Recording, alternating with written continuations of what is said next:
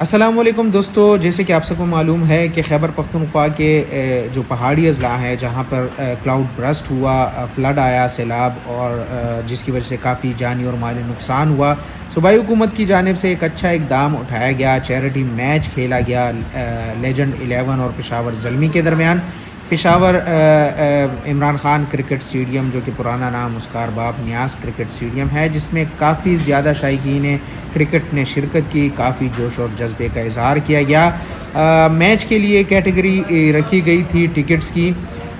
Normally ایک ticket جو ہے تو وہ 1000 کا تھا، وی آئی پی ٹکٹ جو ہے تو وہ 10,000 کا تھا، جبکہ وی آئی پی ٹکٹ 50,000 کا تھا۔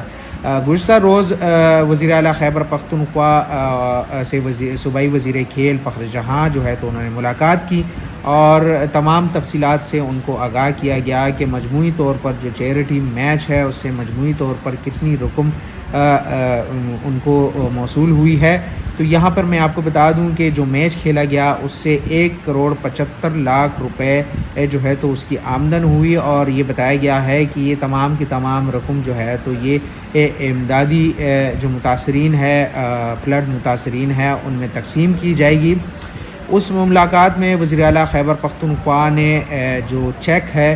وہ پی ڈی ایم اے کے حوالے کر دیا، اور یہ چیک جو ہے تو یہ بینک آف خیبر میں جمع ہوگا، رقم بینک آف خیبر میں جمع ہوگی۔ اس کے بعد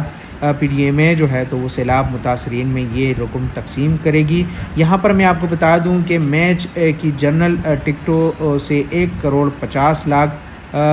کی رقم موصول ہوئی ہے اور آمدن ہوئی ہے، جبکہ وی آئی پی سے 10 لاکھ، جبکہ وی آئی پی سے 15 لاکھ روپے جو ہے تو وہ حاصل کیے گئے ہیں۔ تو اس طرح مجموعی طور پر 1,75,00,000 روپے جو ہے تو اس کی لاگت بنتی ہے، اور یہ تمام کی تمام پی ڈی ایم اے کے حوالے کر دی گئی ہے، اور یہ جلد ہی جو سیلاب متاثرین ہیں ان میں یہ رقم تقسیم کی جائے گی۔